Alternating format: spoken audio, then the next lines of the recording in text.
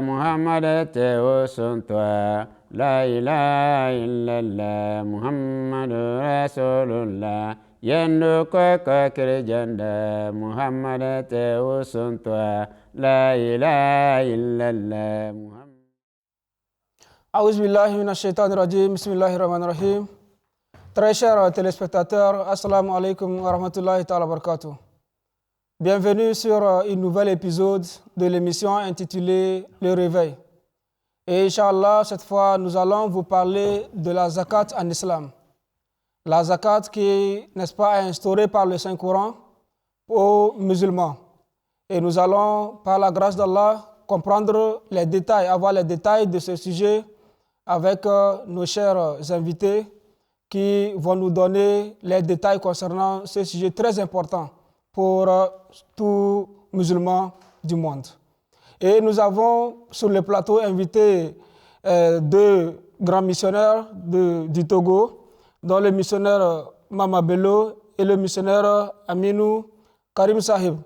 Et Inch'Allah, avec eux, nous allons avoir les détails de comment nous devons pratiquer, de comment nous devons accomplir cette obligation d'Allah le Tout-Puissant sur nous, qui est la zakat. Et donc, pour commencer, nous allons tout d'abord nous adresser au missionnaire Mama Bello. S'il vous plaît, d'abord, dites-nous d'abord ce que c'est que la zakat, afin que nos téléspectateurs aient d'abord une idée de ce que c'est avant de continuer avec autre chose. Jazakumullah. La zakat, c'est un mot arabe qui vient de zakaya. Est-ce que vous voyez? Et qui signifie purifier. Mais en termes de religion, la zakat signifie la purification de nos biens.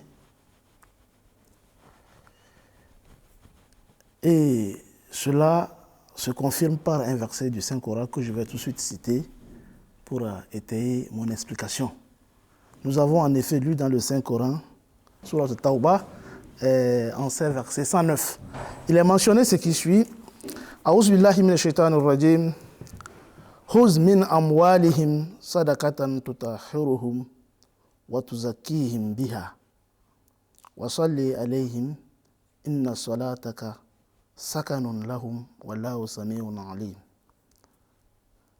Prends pour donner aux pauvres une partie de leurs biens en aumône, afin que par ce moyen tu les rends propres et tu les purifies et prie pour eux. Tes prières sont en vérité pour eux une source de tranquillité.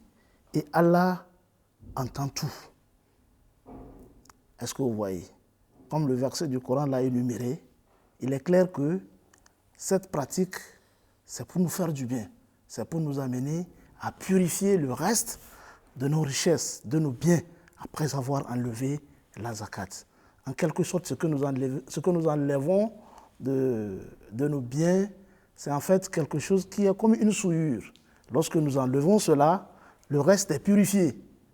Ça veut dire que selon votre définition, et surtout avec le verset que vous venez d'évoquer, ça veut dire que la zakat, en fait, ce n'est pas une façon d'imposer, ce n'est pas quelque chose qu'on impose aux gens pour juste les dévaliser, c'est-à-dire pour juste les prendre de l'argent. Tout à fait, tout à fait. En fait, c'est du bien. Si nous savons, la zakat, en fait, elle nous fait du bien. Puisque nous sortons la souillure, est-ce que vous voyez, des biens que nous avons. Est-ce que vous voyez, nous sortons cela. C'est-à-dire, la zakat purifie nos biens d'éventuels péchés peut-être commis au cours de ce qu'on faisait pour acquérir ces biens. Emmagasiner ces biens, est-ce que vous voyez. Et c'est une pratique particulière au sein de l'islam. L'islam l'a recommandé. Ce qui fait que cette pratique-là occupe le 3e rang parmi les piliers fondamentaux de l'islam. 5 qu'ils sont. Est-ce que vous voyez? Donc la zakat vient en 3e position après la profession de la foi, qui est la ilaha illallah Muhammad Rasulullah, et la salat. Après cela, c'est la zakat qui vient. Ça veut dire que la zakat, c'est une pratique prépondérante au sein de l'islam. En d'autres termes, un musulman ne peut pas avoir une foi complète tant qu'il ne fait pas la zakat.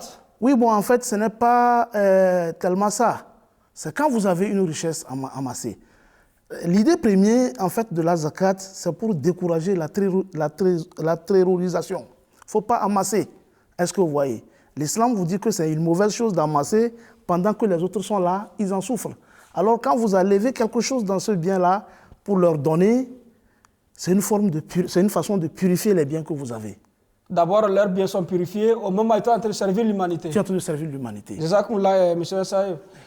Missionnaire Aminou, vu l'importance de zakat, vu la définition de zakat donnée par le missionnaire Bello, est-ce que vous pouvez nous donner le but? Pourquoi faut-il nécessairement faire la zakat? Alhamdulillah, Jazakumullah, pour la zakat, je vais partir de la définition que le missionnaire Bello Sahib vient de donner. Il a dit, Allah dit, Huz min amwalihim sadaqatan tutahhiruhum, la première façon. Prends de leurs richesses et tu vas les purifier. Donc, la première chose, le but de la zakat, c'est purifier l'âme contre l'avarice, l'avidité et de la convoitise. Deuxième chose qui permet de donner la zakat, le but de la zakat, c'est secourir les pauvres et pourvoir aux besoins des nécessités et des déshérités. Le but pour lequel on fait la zakat. On purifie nos biens, les âmes. Les âmes, ok, d'accord. Oui, à faire du bien, à donner, à ne pas être avare. Deuxième aussi, quand on prend, c'est pour secourir ceux qui sont dans le besoin, les pauvres et les nécessités. Troisième, instaurer les œuvres d'utilité publique. Avec la zakat, les œuvres d'utilité publique, on peut faire les forages dans un village, ils ont besoin de l'eau. Avec les fonds de la zakat. Avec les fonds de la zakat. Des lieux d'études, des lieux sanitaires, c'est-à-dire d'utilité publique, ce que la population peut utiliser pour faciliter l'accès à cela, la zakat peut intervenir à faire cela. Par exemple, nos mosquées, l'agent de la zakat peut intervenir pour construire nos mosquées, mais ce n'est pas le cas au moins dans la communauté islamique ahmadiyya. Nous avons des fonds spéciaux pour cela. Quatrième chose, limiter l'accumulation. Tel que déjà dit par le missionnaire Bello, limiter l'accumulation des fonds. Et c'est d'ailleurs à cause de l'accumulation que ça ne circule pas et les gens deviennent de plus en plus pauvres. De plus en plus pauvres. Dieu n'a pas créé pour que l'humanité souffre. Il a mis tout au service de l'humanité. Et maintenant, il a encore donné ce beau enseignement. Comme les autres religions ont enseigné, le fait de donner la zakat, qui est le dîme, l'islam vient de renforcer cette pratique et maintenant, il nous expose le but pour lequel nous faisons cette pratique.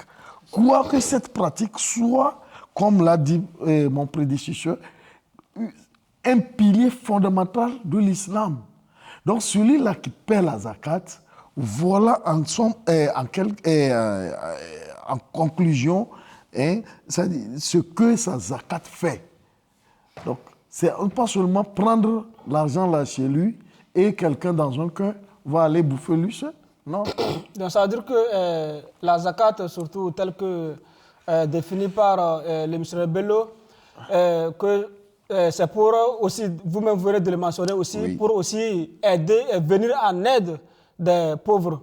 Oui. Ça rappelle alors, là, il y a un hadith du Saint-Prophète Mohammed sallallahu alayhi wa sallam, quand il envoie les gens pour aller prêcher l'islam, il leur donne en même temps les conditions de la zakat. Oui. Qu'il faut dire à ces personnes-là que les riches de parmi eux vont donner de la zakat pour le service des pauvres de parmi eux. C'est ça la zakat. Donc aussi, comme ce qui est encore intéressant, pour que la zakat est en train de donner, pour que ça ne soit la richesse là ne soit pas pour une classe, une seule classe. C'est-à-dire comme nous avons la classe des riches et la classe moyenne, comme les moyenne, gens le disent, c'est-à-dire comme la classe des pauvres. oui, le capitalisme et le prolétariat. Vous voyez, l'islam a découragé cette pratique. C'est pourquoi il donne maintenant la solution, il donne le but pour pouvoir décourager, la solution pour pouvoir décourager cette pratique. C'est aussi une manière de vouloir mettre l'égalité dans la société. Mettre l'égalité dans la société. Pour que chacun puisse aussi manger à sa faim, se vêtir convenablement, comme cela. Ok, Jacques Moula. Maintenant, si je reviens cette fois-ci avec le missionnaire Bello, la zakat, maintenant, on a compris votre explication et puis son importance. Et l'importance est si immense que certainement nos téléspectateurs vont commencer par se poser la question, mais alors la zakat, qu'est-ce qu'on doit donner comme zakat? Parce que les gens n'ont pas les mêmes propriétés, les gens n'ont pas les mêmes biens. Il y a ceux-là qui ont nos frères qui sont au champ, tantôt d'autres c'est de l'argent qui sont dans les banques, etc., etc. Donc maintenant, qu'est-ce qui doit être donné en zakat? Oui. Pour la zakat, ce qui vient en premier lieu, c'est la monnaie. Est-ce que vous voyez? Il y a beaucoup de choses sur quoi le prélèvement de la zakat est imposé au sein de l'islam. Mais en premier, c'est la monnaie. Est-ce que vous voyez? Tel que l'or, de l'argent, l'argent liquide que nous avons. Les mines, c'est-à-dire que les choses qui peuvent être représentées par de l'argent, telles que les mines, telles que les trésors enfouis dans le sous-sol. Est-ce que vous voyez? En premier lieu, c'est ça qui peut être enlevé. C'est dans cela que la zakat peut être enlevée. Et cela est soutenu par un verset du Coran que je vais lire. C'est toujours dans le chapitre 9, en ce verset 34, il est mentionné ce qui suit, et je récite « A'udhu billahi minash shaitanir rajim »« Ya ayyuhalladhina amanu, inna kasiran minal ahbari wa zuhbani, ya'kuluna amwalin nasi bil batili, wa yasudduna an sabilillahi, wallazina yaknizuna zahaban wal fiddatan, wa la yunfiqunaha fi sabilillahi, fabashiruhum bi'azabin alim. » Ô vous qui croyez, sûrement, un grand nombre de prêtres et de moines dévorent par des moyens perfides les biens des gens et empêchent les gens de suivre la voie d'Allah. Ceux qui amassent de l'or, de l'argent et ne dépensent pas dans la voie d'Allah annoncent-leur un châtiment douloureux. Est-ce que vous voyez? L'or et l'argent ont été mentionnés dans le verset. Est-ce que vous voyez? En premier, voilà c'est ce sur quoi il faut prélever la zakat. Après cela, il y a aussi les produits agricoles susceptibles d'être conservés. Tels que susceptibles d'être conservés? Oui, tels que les céréales. Pas n'importe quel non, pas n'importe. Oui. Les céréales en particulier. Nous avons le mil, le sorgho, le maïs, le riz, bref, les céréales. Conservable surtout. Ce qui est conservable. Ouais. Nous pouvons prélever de la zakat sur ça. Également sur les fruits. Tels que les dattes, les olives, les raisins, tout ça là, l'islam exige que nous prélevons la zakat sur tout ça là. Et également sur les bestiaux. Est-ce que vous voyez, ça concerne les éleveurs.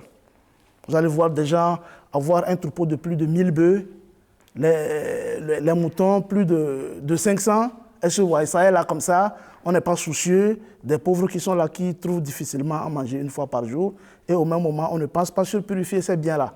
Est-ce que vous voyez? Donc, sur ces bestiaux tels que les bovins, les ovins et les caprins, il y a un taux qui est recommandé que quand ça arrive, cela, nous devons prélever quelque chose dedans et donner aux nécessiteux, aux besogneux de parmi la société. Est-ce que vous voyez? Ça, c'est un moyen sûr pour, ma foi, purifier le reste des biens. Ok, Jacques Moula, missionnaire Aminou, vous avez déjà fait mention de l'objectif, c'est-à-dire de l'importance de la zakat. Et vous avez, dans votre intervention bien sûr, tracé un tout petit peu, c'est-à-dire avez donné la liste, une courte liste de ceux-là qui doivent bénéficier de la zakat? Est-ce que ça s'arrête juste au service des pauvres ou bien il y a d'autres choses pour lesquelles zakat doit être dépensée? Oui, alhamdulillah, la zakat doit être dépensée sur certaines personnes. Vous voyez, l'islam, quand il donne une loi, il donne la solution. Il dit faites ceci, ne faites pas ceci. Quand vous prenez ceci, mettez-la à cet endroit. Donc, dans le Saint-Coran, À chaque recommandation, sans raison. sans raison. Dans le Saint-Coran, chapitre 9, verset 60, cela a été tracé, les gens à qui on doit la zakat. Si on l'a prélevé. Ceux sur qui la zakat doit être dépensée. Sur qui la zakat doit être dépensée. Parmi eux, à la tête de liste, nous avons toujours les pauvres. Nous avons les pauvres. Les nécessités.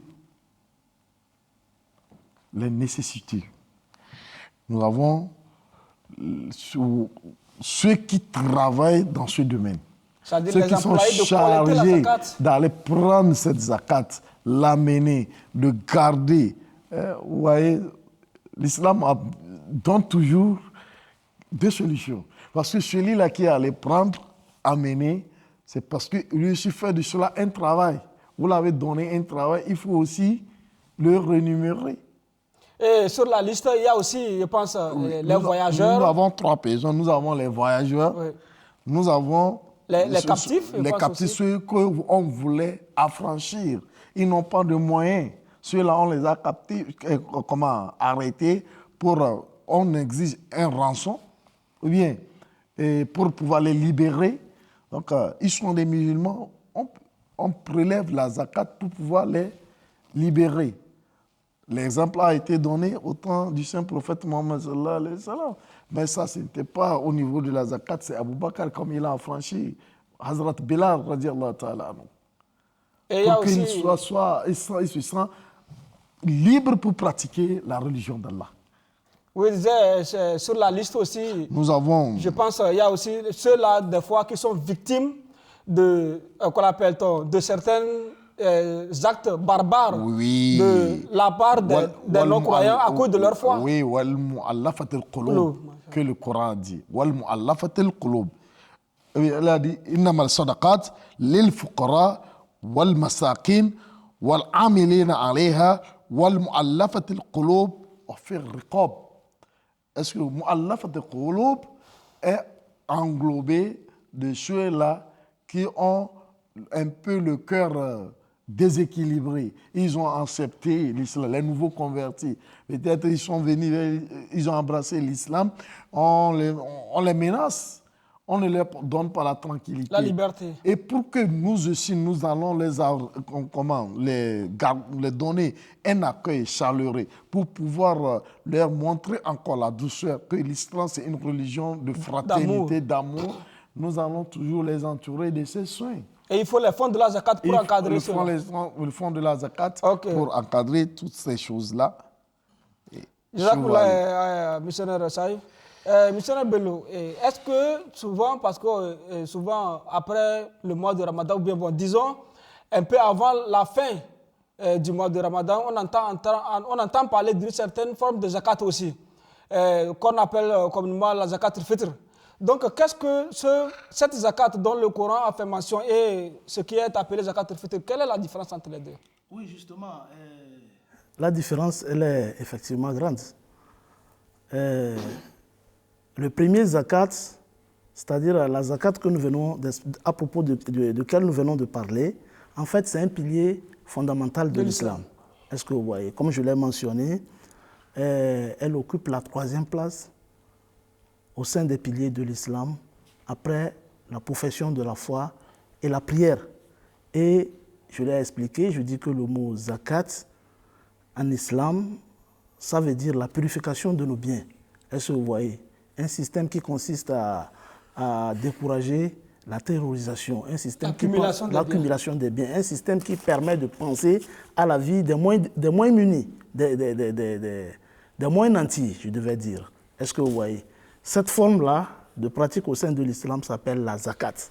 Elle est imposable qu'à ceux-là qui ont des moyens, ceux-là qui ont accumulé, qui ont amassé de l'argent. Est-ce que vous voyez? Mais elle n'est pas imposable sur tout le monde. Quand tu n'as pas de moyens et quand tes moyens n'atteignent pas le taux qu'il faut pour prélever cela, ce n'est pas une obligation pour toi. Il y a des musulmans qui vont vivre, qui vont naître, vivre jusqu'à mourir, ils n'ont pas fait cette pratique-là, juste parce qu'ils n'ont pas accumulé des moyens. Est-ce que vous voyez? Ils n'ont pas amassé des fonds. Maintenant, la deuxième forme de zakat, qui est communément appelée la zakat al-fitr, en fait, cela se passe uniquement que pendant le mois de Ramadan. Est-ce que vous voyez? On peut payer ça au milieu ou bien à la fin du jeûne du mois de Ramadan, mais elle doit précéder la prière du Eid. Est-ce que vous voyez? Ça là, ça nous permet de rendre encore beaucoup plus serein, beaucoup plus sûr notre jeûne du mois de Ramadan. Il se peut que pendant le jeûne du mois de Ramadan, on ait un tant soit peu des lacunes. Des lacunes. Est-ce que vous voyez? Le jeûne peut dandiner. Ouais. Juste peut-être parce qu'on a eu des regards qui sont malsaines, on a eu à prononcer des propos qui ne sont pas décents pendant que nous jeûnons. Est-ce que vous voyez? Donc, cette zakat-là que nous faisons, la zakat al-fitr, ce que nous enlevons comme bien pour donner dans ce mois-là, ça permet de purifier, de rendre correct notre jeûne pendant le mois de Ramadan. Et aussi, je pense ça doit aussi servir que les pauvres aussi puissent au moins bien célébrer la Eid al-Fitr. Justement. L'idée y est. C'est justement pourquoi c'est une zakat. Ça aide, ça entretient les pauvres. Ça soulage un tant soit peu la situation des moins nantis au sein de la société. Ok, Jacques Moula. Je pourrais me permettre, comme vous avez commencé, la zakat al-fitr, comme je l'ai dit, c'est une zakat qui est aussi différente de la zakat dans le Coran parlait imposée. Est-ce que vous voyez? Donc la zakat al-fitr aussi, le Coran en a parlé. Okay. Le Coran a parlé de la zakat al-fitr. Est-ce que vous voyez? Donc aujourd'hui, là où nous sommes, la zakat al-fitr, l'islam veut la paix de tout le monde. Parce que c'est une religion de paix. Au moment où on prélève cette zakat al-fitr, il y a ceux-là qu'il faut donner. Ouais. C'est encore les nécessités. Ils n'ont pas pour assurer la stabilité sociale. C'est ça, de quoi faire la fête.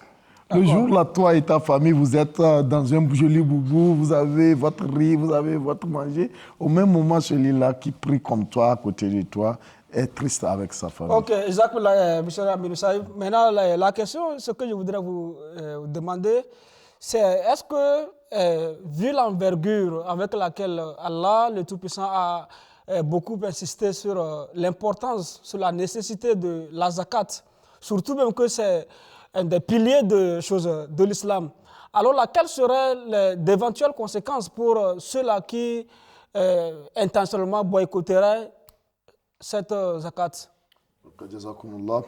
Et avant de pouvoir vous donner un verset ou bien des versets qui soutiennent que celui-là qui boycotte la zakat a telle punition ou bien un châtiment qui l'attend, tout d'abord, nous avons les 5 piliers de l'islam. La zakat fait partie des 5 piliers de l'islam. Celui qui a le moyen de pouvoir payer la zakat et il s'entête de refuser de ne pas payer la zakat, il refuse un de ces piliers. Refuser un de ces piliers t'amène dans l'apostasie. C'est-à-dire tu es sorti du cadre de l'islam. Parce que le Saint Prophète a dit quiconque refuse un de ces 5 piliers, qu'il est capable de faire. Par exemple, nous sommes capables de jeûner, mais nous refusons de jeûner. Nous avons laissé la religion de Mohammed sallallahu alayhi wa sallam. De la même manière, partant de là, celui-là qui refuse de payer la zakat, il a le moyen de pouvoir payer la zakat, refuse la religion du Saint Prophète Mohammed sallallahu alayhi wa sallam. Il a refusé un de ses piliers. Maintenant, le Saint-Coran nous dit وَالَّذِينَ يَكْنِزُونَ الذَّهَبَ وَالْفِضَّةَ وَلَا يُنْفِقُونَهَا فِي سَبِيلِ اللَّهِ فَبَشِّرْهُمْ بِعَذَابٍ عَلِيمٍ. فَبَشِّرْهُمْ بِعَذَابٍ عَلِيمٍ. Il dit, et ceux qui amassent de l'or et de l'argent et ne les dépensent pas dans la voie d'Allah, annonce-leur un châtiment douloureux. Annonce-leur un châtiment douloureux. Allah a promis une punition sévère pour ces gens-là. À se peindre. Qui refusent de donner. Parce qu'ils ne veulent pas que l'autre aussi se sente à l'aise. Ils ne veulent pas que l'État se sente à l'aise. Parce que nous avons parlé parmi les buts de la zakat, qu'on peut faire des œuvres publiques. Pour arranger l'État aussi. L'État. Donner de l'eau potable à une population, c'est aider l'État. Ou bien donc ça veut dire qu'au même moment, la zakat aussi sert de développement de l'État aussi. De développement de l'État. Et sur ce passage, comme nous sommes en train de parler des punitions, ouais. Donc Allah subhanahu wa ta'ala encore dans une sourate Humaza, Waylun likulli humazatin lumaza allazi jama'a malan wa addada yahsab anna malahu akhlada kalla la yunbazanna fil hutama. Allah dit l'enfer, Waylun, c'est destiné à ces gens-là qui amassent les biens et ne les dépensent pas dans la vente. Chaque temps, eux, ils amassent seulement, c'est pour compter. Chaque temps, j'ai tel million, demain, j'ai tel million, tel milliard. Et tout d'abord, avant que la punition d'Allah même les arrive, il y a leur propre punition. Jazakumullah, monsieur Saïb Bello, dites-nous quelque chose en 2 secondes, comme un mot de clôture. Merci beaucoup. Je crois que c'est ça que nous avons dit tout le temps. La zakat, c'est quelque chose que nous devons amener les gens à comprendre le bien fondé. Parce qu'en réalité, sans la zakat, beaucoup de choses se passent dans la société. Aujourd'hui, moi, je peux vous dire que les coupeurs de route, ceux qui font du mal, est-ce que vous voyez? C'est des gens qui nous connaissent, c'est des gens qui vivent dans notre entourage, qui nous font du mal aussi à la longue parce que nous vivons aisément. Soyez bref, s'il vous plaît. Oui, nous vivons aisément pendant qu'eux, ils ne trouvent pas à manger, ne serait-ce qu'une seule fois par jour. Ces gens-là, comme ça, ne seront pas contents de nous voir vivre à l'aise pendant qu'eux, ils souffrent. Okay. Ils peuvent chercher notre mal. Jazakumullah, chers invités. À vous, très chers téléspectateurs, nous sommes à la fin de notre épisode d'aujourd'hui. Et vous avez tous suivi le programme, les explications de nos invités, surtout sur l'importance de la zakat. Et un appel solennel est lancé à tous les musulmans, à tous les croyants, que pour le bien public, pour le bien de nos sociétés, pour le bien même de la nation, il faut que les gens dans nos sociétés, dans nos pays, qui ont des moyens, qui ont des possibilités d'aider le développement de la société, des communautés et même le développement national. Ils ne doivent pas hésiter à dépenser leurs biens pour cette cause. Et n'oubliez pas que cela aussi, au fait, est quelque chose que Allah et son messager même ont imposé. Ce n'est pas quelque chose qui vient de la bouche d'une personne quelconque, mais c'est plutôt une recommandation du Tout-Puissant Allah. Et surtout que les riches qui ont surtout les moyens, qui ont toutes les possibilités de donner la zakat, qui ne le font pas, il y a un de nos invités qui a donné une explication disant que ceux-là risquent d'attirer le courroux du Tout-Puissant Allah sur leurs propres biens et sur eux-mêmes d'ailleurs. Et le comble, ceux qui seront punis dans l'au-delà. Qu'Allah le Tout-Puissant nous garde contre sa punition. Et que chacun fasse de son mieux pour s'acquitter de sa responsabilité vis-à-vis les recommandations du Tout-Puissant Allah. Restez avec nous pour les prochains épisodes. Jusque-là, wassalamu alaikum wa rahmatullahi ta'ala wa barakatuh. Bibe wa baramaka nyame Muhammad tu nyame smafo la ilaha illallah Muhammadur Rasulullah.